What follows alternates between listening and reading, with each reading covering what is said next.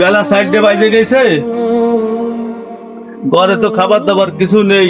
সোয়ালটা স্কুলেতে এসে কি খাবে নে, সিললে বললা তো এক কোমর করবে না, তা তো বুঝতে পারতেছি। কি আরবো নুন আনতে ফান্তা ফুরোই।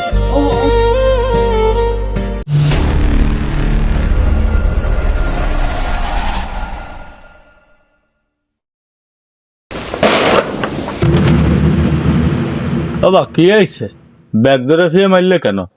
ওই স্কুলে আমি যাবো না। কেন কি আইছে বাবা? কেউ কিছু কইছে নাই তোমারে? তুমি তো আমার স্কুলে দিকে আজ পর্যন্ত ভালো একটা ড্রেস কিনতে পারিছো। সব ছাত্ররা আছে ভালো ভালো ড্রেস পরে, ভালো ভালো গাড়ি নিয়ে। আজ পর্যন্ত একখান সাইকেল কিনে দেওয়ার যোগ্যতা হয়নি তোমার। তুমি আমার কিরাম বাপ? বাবা তোরে যে ভালো মন্দ খাওয়াবো, ভালো পড়াবো, ভালো ড্রেস কিনে দেবো, ভালো গাড়ি কিনে দেবো, আমারও মনে চাই। কিন্তু তোর মাটা যেন অসুস্থ হইলো, সেটি অনেক টাকা মহাজনের কাছ থেকে আওলাদ করে আইনে আমি চিকিৎসা করাইছি। এখন আমরা যে 3 বেলা খাবো সেই পজিশন আমাকে নেই বাপ। এখন একটু কষ্ট করে কটা দিন লেখাপড়া করো বাপ। দিনাদায়িক গুলো শোধ হয়ে গেলি, তোমার আমি ভালো সাইকেল কিনে দেবানি, ভালো ড্রেস কিনে দেবানি, সবকিছু কিনে দেবানি। তুমি একটু মাথা ঠান্ডা আরো বাপ। তোমার কথা আমি শুনবো না, বহুত শুনেছি। তোমার যোগ্যতা হবে না আমার পর্যন্ত ভালো গাড়ি কিনে দাও।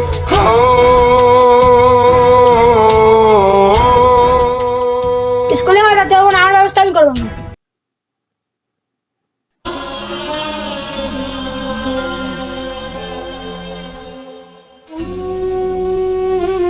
কি করবো আমি এখন? মহাজনের দাদা কত কোটি টাকা নিছে দাদন, আবার মহাজনের দাদা টাকা চালি কি দেবে? কখনো দেবে না, অপমান করবে আমারে।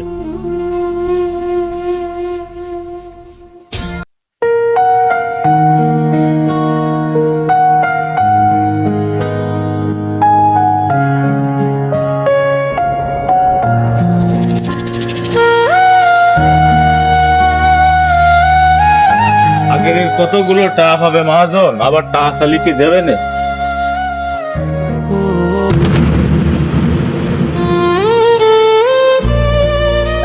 আসসালামু আলাইকুম মহাজন সাহেব। ওয়ালাইকুম আসসালাম।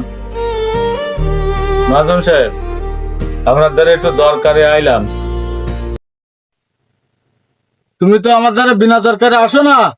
আমার গের বাড়ি কি খবর আগে তাই কও। ওই যে ওই বড় গেটটা একটু ফাটা দিতে হবে, ওই 14 বিঘে যে গেটটা, তা আমি আস্তে আস্তে করতেছি। আর মেইন হলো আমার ছেলেটারে একটা স্কুল ড্রেস বানায় দেবো। ও তো স্কুলে যেতে পারতেছে না, ছোট মানুষ। আপনি তো আমাদের আগের অনেক টাকা পাবেন, আমি তো শোধ করতে পারতেছি না। তা আমার যদি আর কিছু টাকা আপনি আওলাদ দিতেন, তাহলে আমার ছেলেটারে একটু ড্রেস বানায় দিতাম, ও একটু স্কুলে যেত।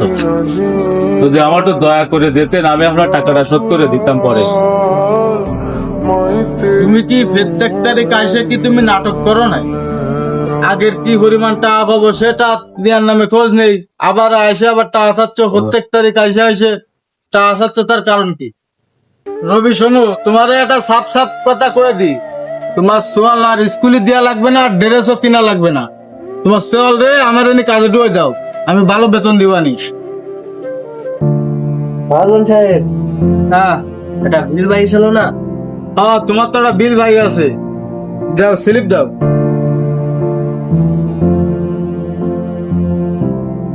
তোমার হলো 5,875 টাকা, তাই না? আচ্ছা বসো, দিচ্ছি।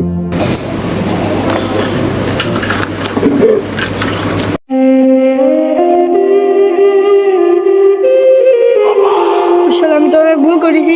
আমার বাবা তো আমার জন্য অনেক কষ্ট করে, কাজ করে। এরকম কোনো উচিত হয়নি। আমি কি অপমানটা করলাম?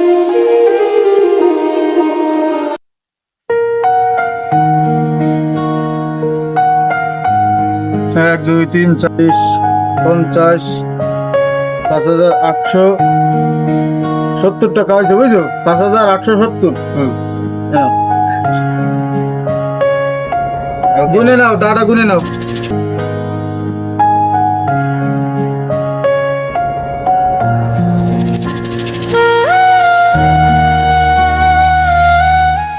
কি হয়েছে, তুমি যাও না কেন এখনো?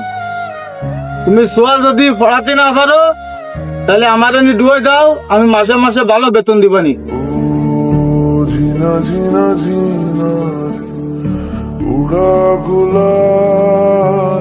রবি, এদিকে আসো। জি মহাজন, ডাকলেন? তোমারে ডাকলাম হলো এই উদ্দেশ্যে যে গেরের খাবার টাবার কি ঠিক মতো সব দেওয়া হয়েছে? জি মহাজন, গেরের সব ঠিক আছে। আমি যথেষ্ট পরিমাণ চেষ্টা করি আপনার গের ভালো রাখার জন্য, দেখে শুনে রাখার চেষ্টা করি। তা দাঁড়াও, এই এই 20 টাকা আনা, চা নাস্তা করে নিয়ে আনে রাস্তার থেকে।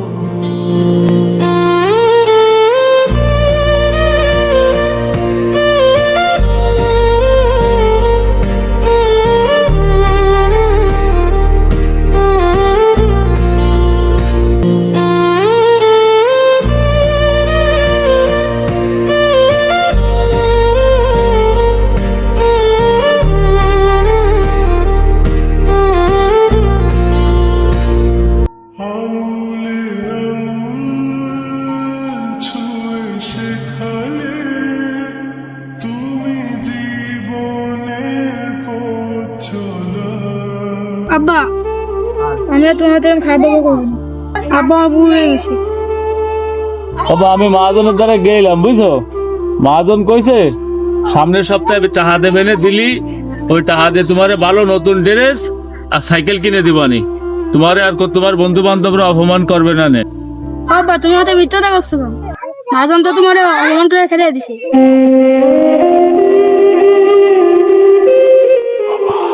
আব্বা, আমার কোনো ড্রেসও লাগবে না, সাইকেলও লাগবে না। আমি দিয়া মাসি ওরকম করে লেখাপড়া করবো। লেখাপড়া করে মানুষের মতো মানুষে ওই মহাজনরে আমি দেখাই দেবো। আর বাপরা অপমান করেছে, আমি আর প্রতিশোধ নেব। আব্বা, তুমি বাড়ি আউটে তোমার কোনো মরখা করছিল না। আমার যা আছে আমি তাতে খুশি। ছিলাম তখন ভালো, যখন হইলো আমার জন্ম, মাথায় বুদ্ধি ছিল কম।